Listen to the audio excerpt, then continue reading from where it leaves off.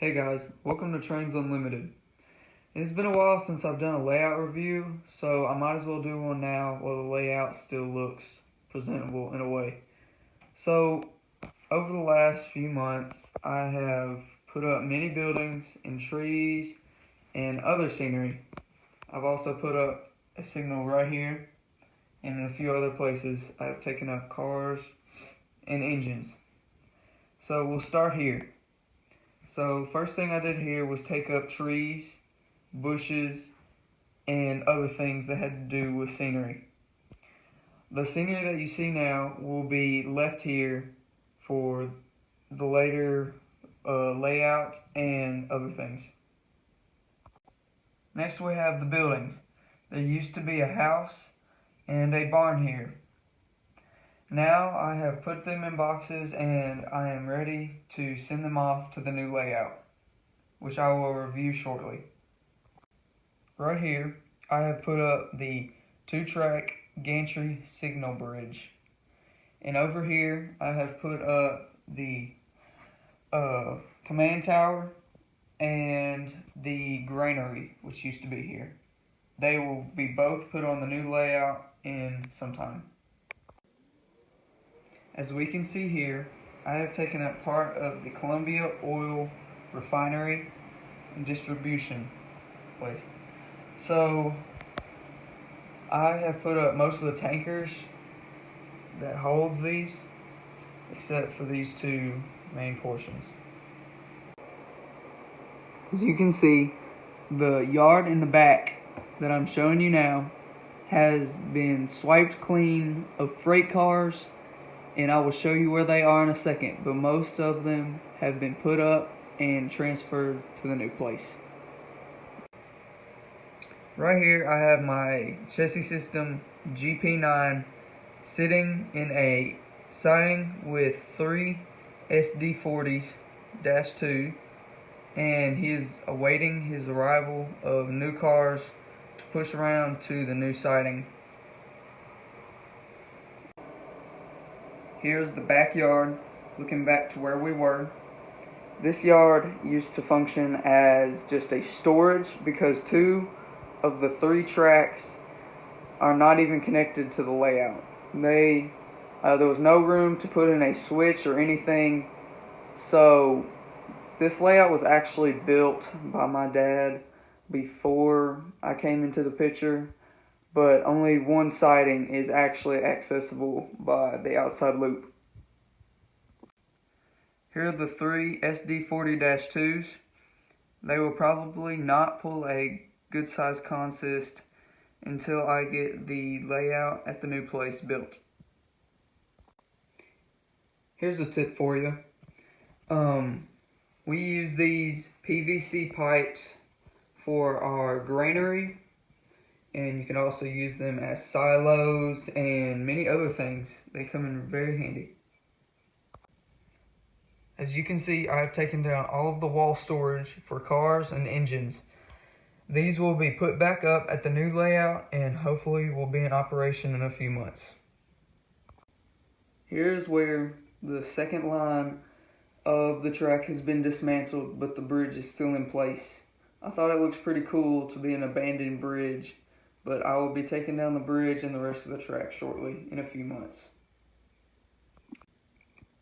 Here's the far side of the consist that still has cars that I need to put up, but this side of the consist has some older cars that my dad bought in the earlier years of railroading, but I still like them and like to look at them. Here's the other side of the consist that holds all of the storage cars that need to be put up. In this area, this used to be a forest with plenty of animals. The animals have been put up and stored away. All the trees have been put in boxes and have carefully been sent off to the new location. Here's one of the main problems about moving the layout are these giant cranes that we have to get there. This is actually one of the many small ones that we own. but the problem is all the big ones that need to be moved. So I plan to move most of them, but I'm thinking about taking apart one of the big ones and then putting all of the framework, tracks, cab, and motors and stuff on flat cars to produce a realistic type load that you would see in everyday railroading. So in perspective, this O-scale caboose that I have here compared to one of our biggest cranes, well, the second biggest, excuse me, goes all the way to the ceiling, a bunch with the other ones. These cranes have been put together piece by piece by my dad, and I hate to see them be taken apart, so I believe we are only going to take apart this red and white one right here.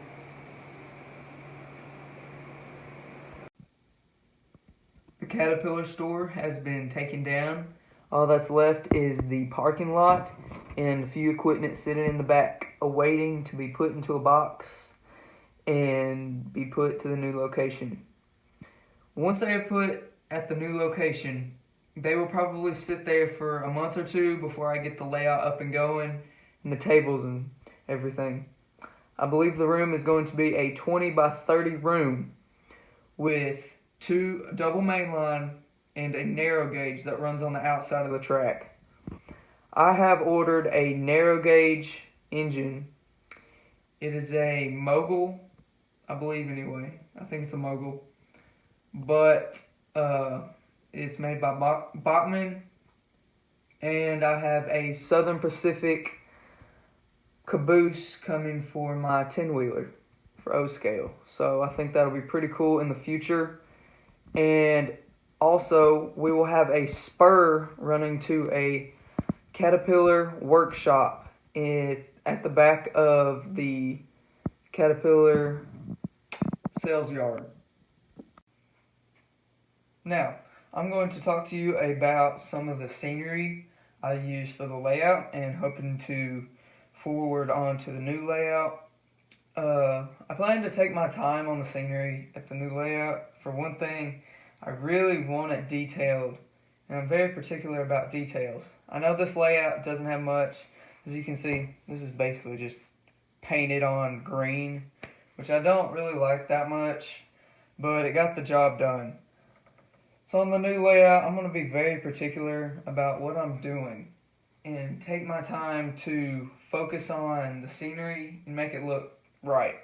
So I'm not going to be in a rush to do a certain amount each week, but I hope to do a good bit each week. I know this layout's not going to take a couple of weeks to get up and running. It's going to take a while, and I will take my time to get it as good as I can.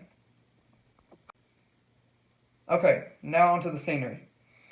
So, this says dark green, but this is actually just some ballast from Woodland Scenics that I like to use. It's, I believe it's medium. It's not very fine, it's not very big in size, but it's pretty good. I like it. That's what I use to ballast this next project I'm working on. I will show you here in a second. But here, Scene Master, dark brown. I use this as a base. So I put this on as a base usually to, if I'm doing a darker scene, a grimy street or something like that, I usually do that. Green lichen.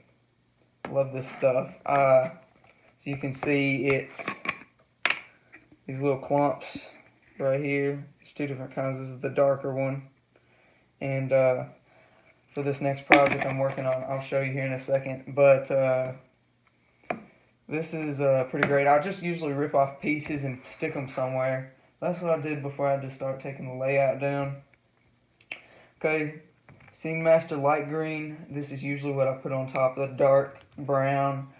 It's basically however I'm feeling at the moment.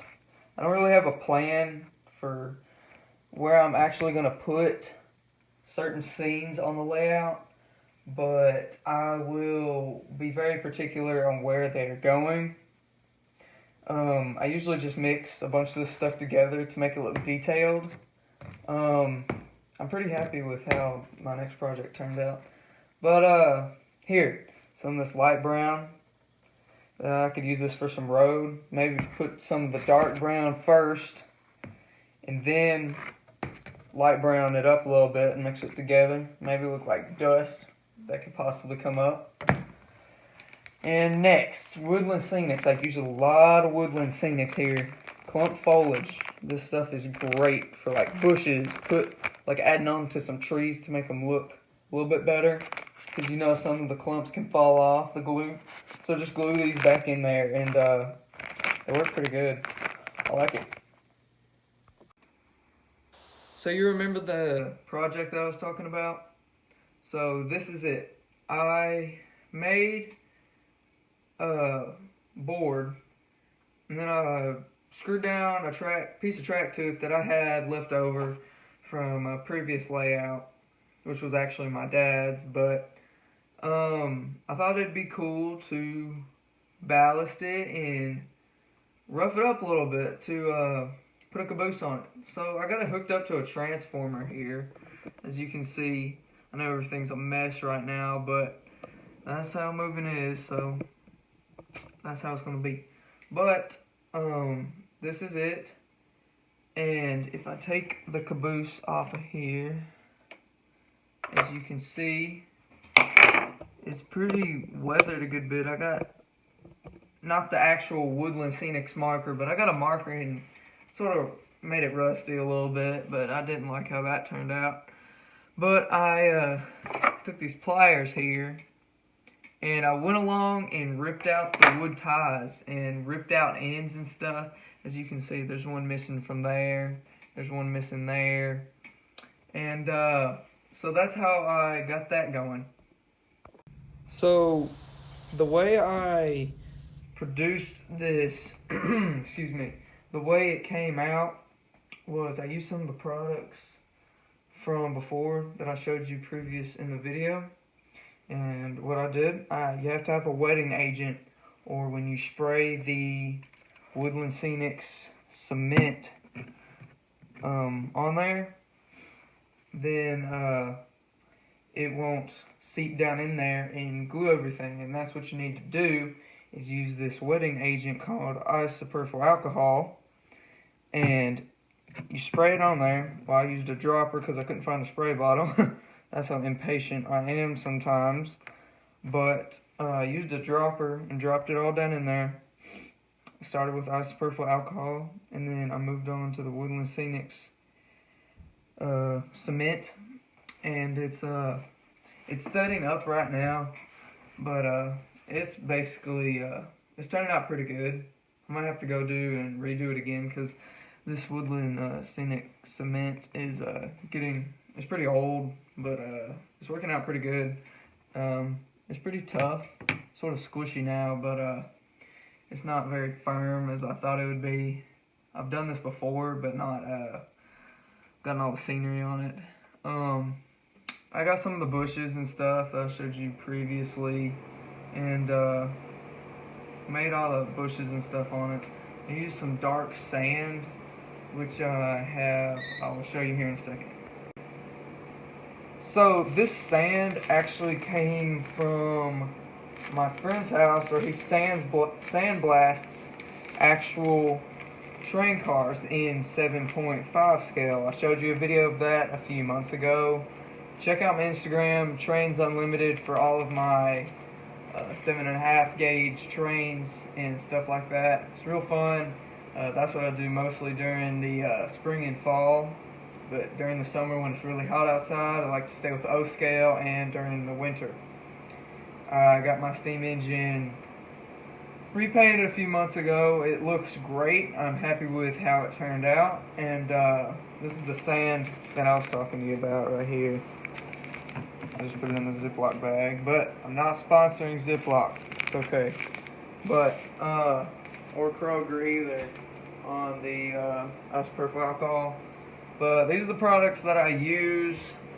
I think it turned out good with all the little bushes. I've never really done that before, but let me show you how it turned out. So if you get up close, you can see most of the materials that I've used, and a lot of the rust sort of came off, and I used basically just a Sharpie for that, which was stupid, but I'll get a Woodland Scenics marker for when I use the actual layout. This is the track that I will be using. This track was in a whole lot better shape before I got to it, because I ripped out ties and stuff. Here's some of the, I guess here's one of the pieces from the tie. I like how it turned out, so let me show you how it works. So what I got here is a CSX work caboose. This caboose was actually a real caboose, but I think it looks cool. It's actually purple on the other side, so I will show you both angles with me turning on this small transformer. I'm actually surprised it works because this transformer is so old. So let's see how it turns out. So I'm planning to put this in my room as like a decoration. I might do some cleaning up on it with all these little ballast marks right here. I try to get them off, but I think it's cool how it comes over the side a little bit. It gives it a little bit of character. So I'll show you the other side now. I might switch the sides around every now and then in my room just to give it a little bit of a difference, but here's the other side. My favorite part about this caboose is the bright LED lights on the inside, so that's why I use this one instead of the Union Pacific caboose, because this one's a whole lot brighter, and plus these red ends on the side here, as you can see. I really like that detail. I believe that's it for this Trains Unlimited episode. I hope you enjoyed. If you have any suggestions about further videos or subjects, just leave it in the comments section. Make sure you go follow my Instagram account, Trains Unlimited. Thank you for watching. Trains Unlimited, out.